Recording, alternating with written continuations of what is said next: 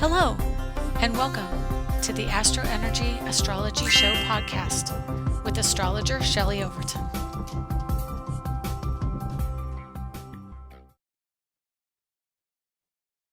Hi, and welcome to the October 28th, 2022 edition of the AstroEnergy Astrology podcast with me, Shelley Overton.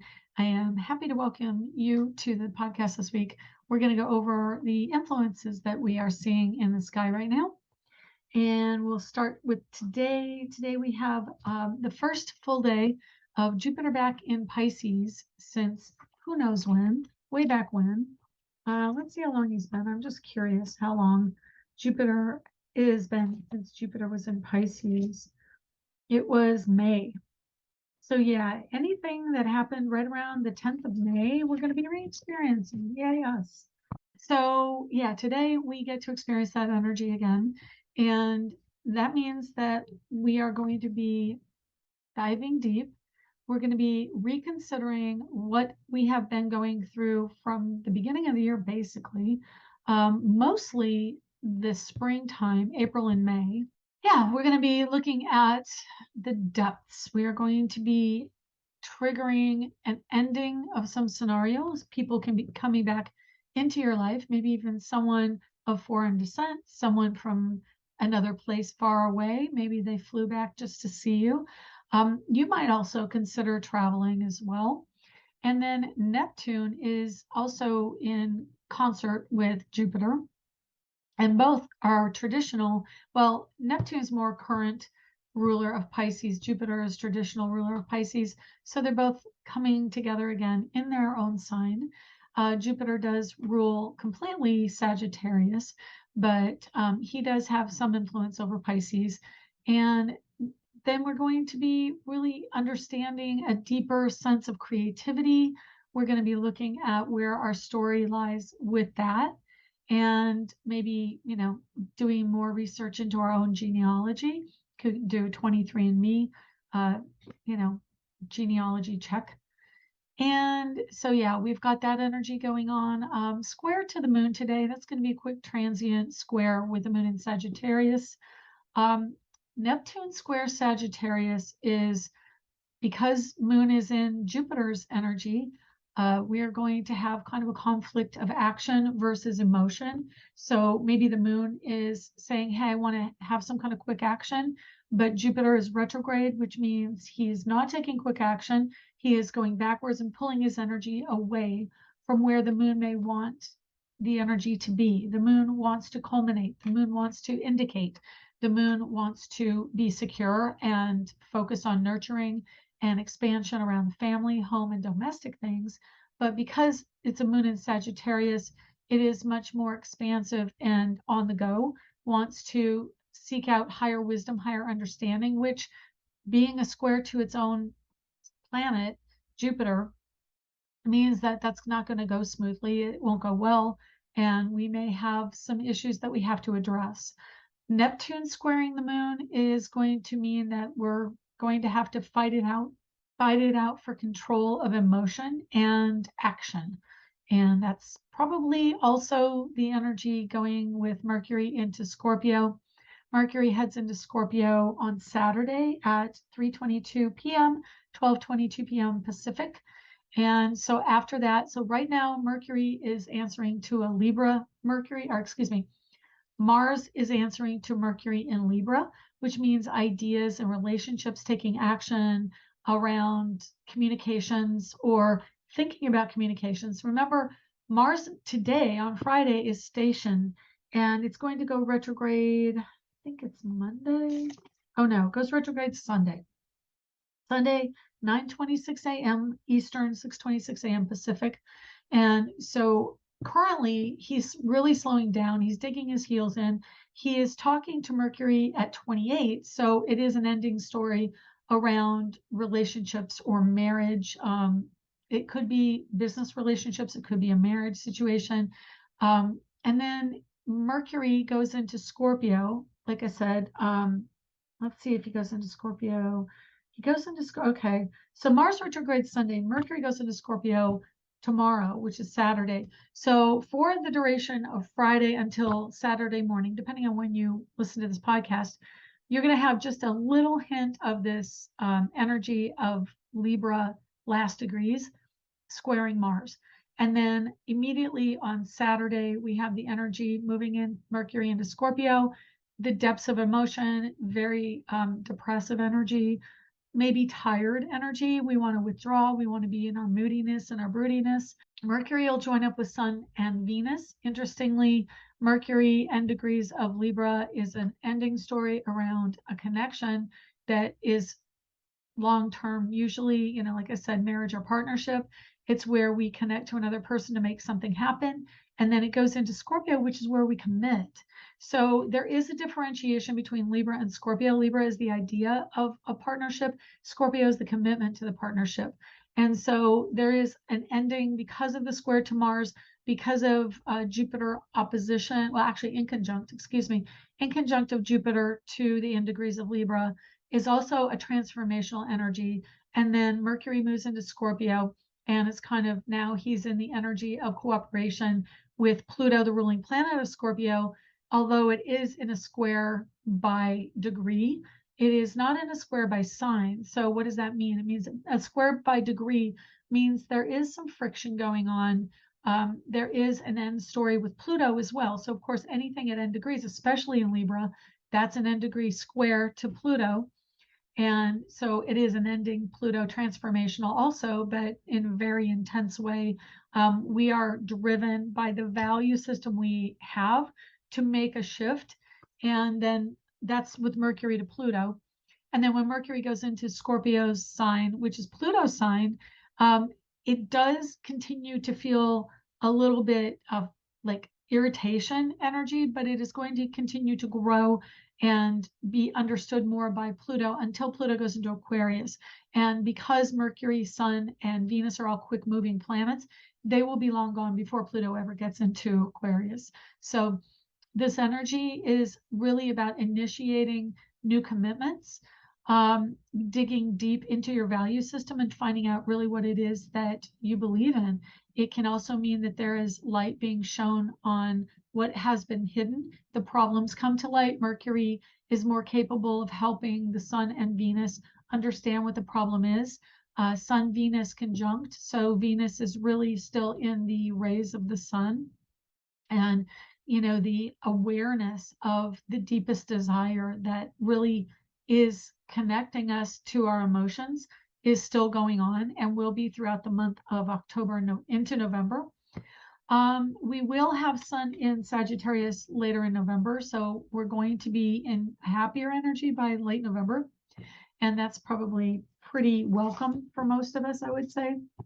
Venus goes into Sagittarius on the 17th of November, and that means she'll be much more free to move about the cabin, so to speak, and likely we'll be doing some traveling come the end of November, moving into Sagittarius season. Moon is at 18 Sag today, like I said, goes into the end degrees tomorrow, and Moon goes into Capricorn early on 9:21 a.m. Eastern. Saturday is in Capricorn through Monday, where it goes into Aquarius at 11:43 a.m., stays in Aquarius through Wednesday, and then goes into Pisces at 2:48 p.m. While Moon is in Capricorn, she is continuing to trigger a lot of our energy around structures, around authority.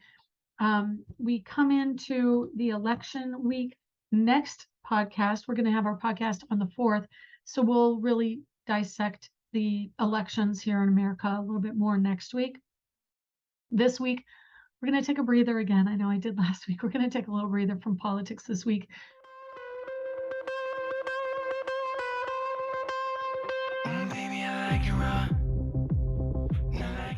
Hey, this is Shelley. I wanted to give you a heads up that there are a lot of new art prints at ShelleyOverton.com. So go over there and check them out. ShelleyOverton.com. Thanks. Shimmy, shimmy, shimmy in, shimmy in. Give me the mic so I can take it away. Up on a natural charge, boom, barrage. Yeah, from the home of the Dodger, Brooklyn.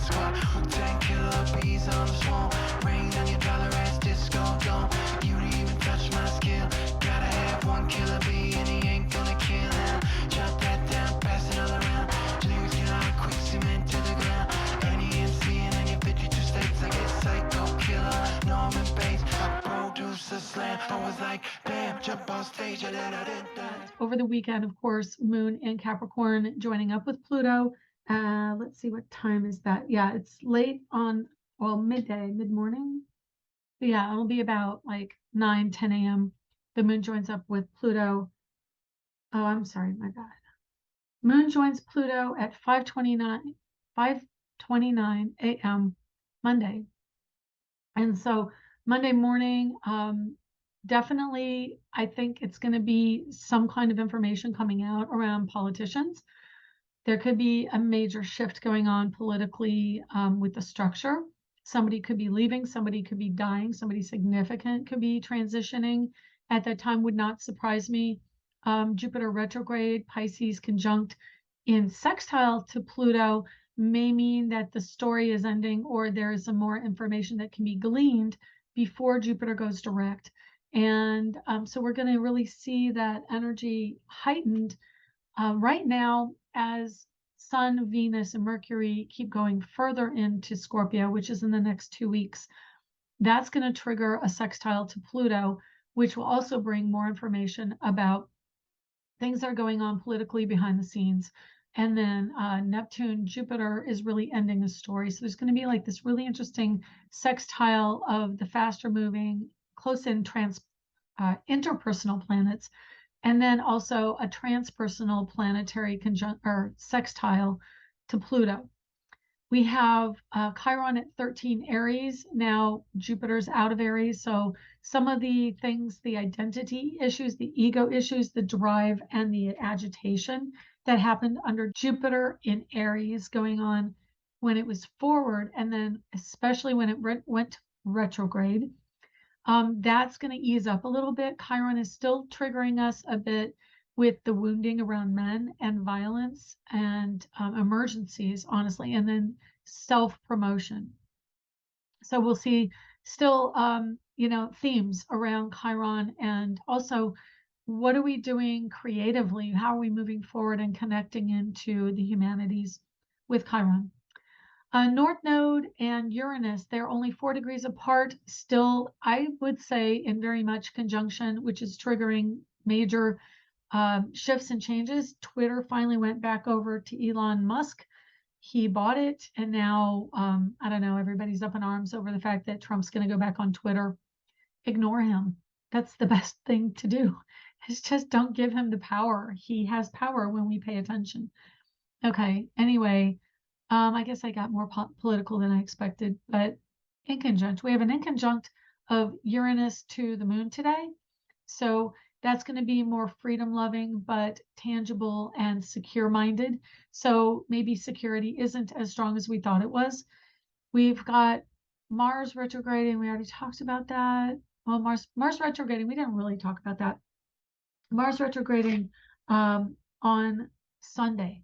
So Mars energy, everything Aries, it is about communications. It's about culture of the local area. It's about, so neighborhoods and neighbors. It is about having more than one option, being able to express your inner voice to the best of your ability, and ideas and logic. And when Mars, which takes the action based on the information gathered from the area of sky he's in, goes retrograde, now that is more of a time prone to accidents, prone to aggression, being responsible for the actions you take, especially in automobiles, especially in transportation modalities, including bikes, or even on foot. Upyed came to mind.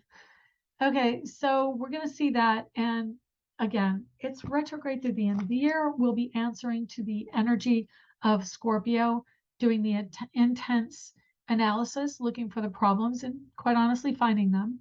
And then Mercury moves into Sagittarius, which can lighten the energy a bit. It's much more optimistic energy, but Mars in Gemini and Mercury, the ruling planet of Gemini, in the opposite sign of Sagittarius, means that there is a story about our own self, about how we use our drive and how we move about and take action. I think that Sagittarius has a reputation as being player energy, so there could be a little bit of that coming in. And then Gemini very flirtatious. So in the middle of November, I think we're going to be much more aware of that energy of being active with others and, like multiple partners potentially, and especially multiple sexual partners with Mars retrograde. And if you had been promiscuous or more active sexually with Mars in Gemini going direct, something could happen when Mars goes retrograde to bring out those indiscretions. So I'm just giving you a big heads up for that energy.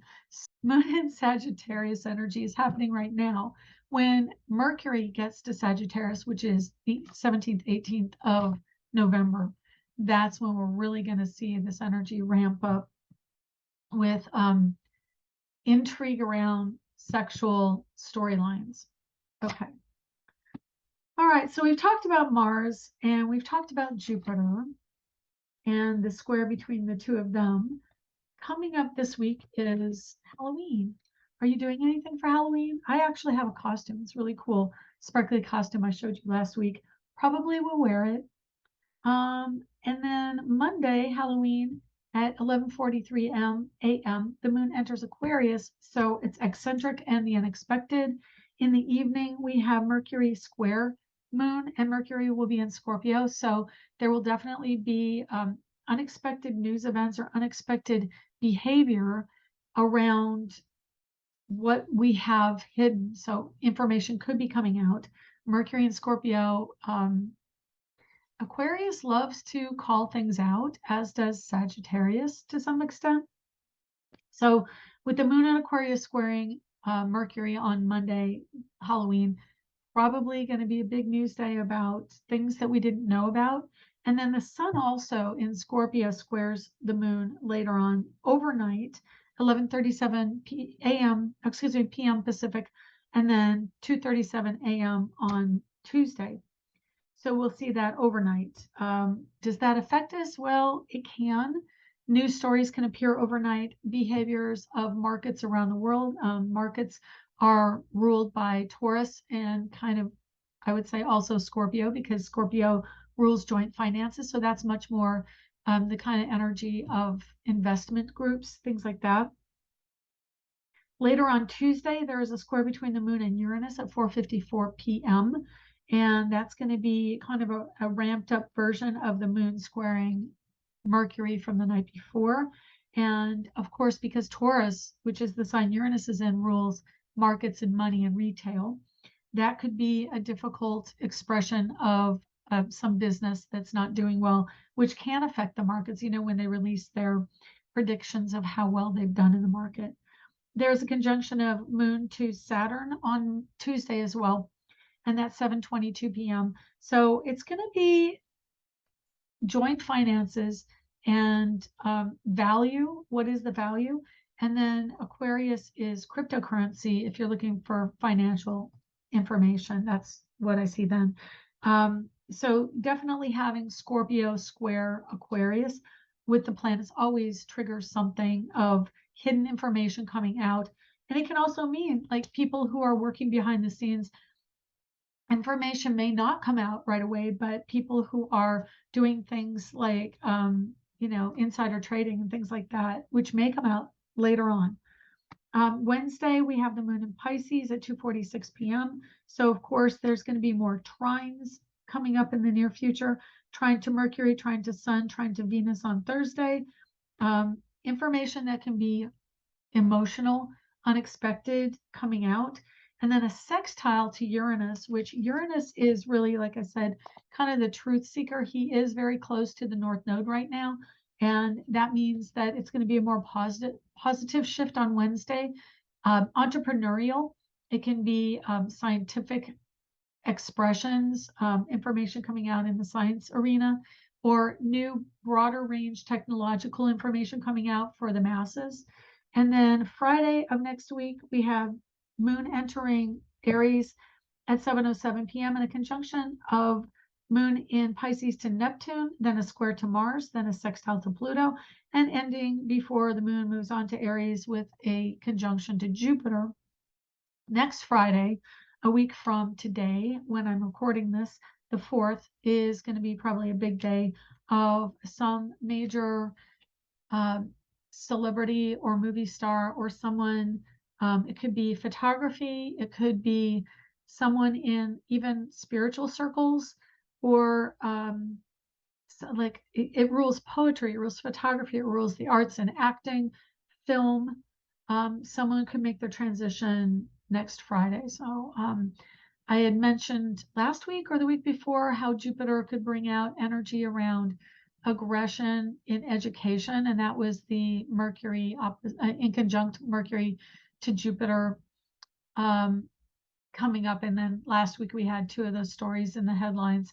So that's kind of where I see transitions happening in celebrity realms coming up. Anyway, I've already kind of been working a long day today, and this is at the end of the day. So I'm going to finish this, get it up for you. I'm sorry I don't have a broader range to discuss this week, but I did want to get you something for the week to really go by. Next week's going to be the rockin' and rollin' week because we're going to also have an upcoming full moon in Taurus for the week. And then, of course, the elections on that day, and it's going to be a lunar eclipse.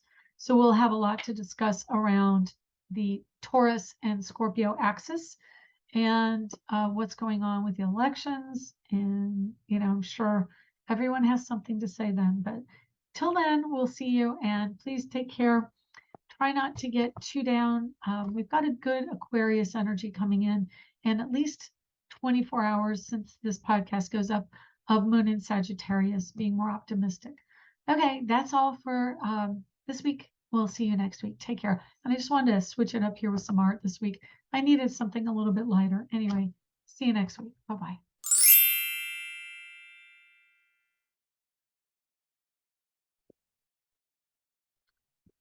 Hi, and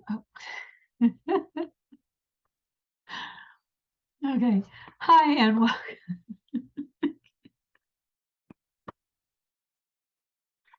I'm a dork. In Capricorn. Gosh. To purchase my ebook, Learn Astrology, you can find it at angeliczodiac.com. Hi, this is Shelley. Thank you for joining us this week. To contact me for a private reading, go to angeliczodiac.com under the Readings tab. Background music was provided by Kevin MacLeod at incompetech.com. Be sure to check back next week and subscribe through iTunes at AstroEnergy Astrology Show.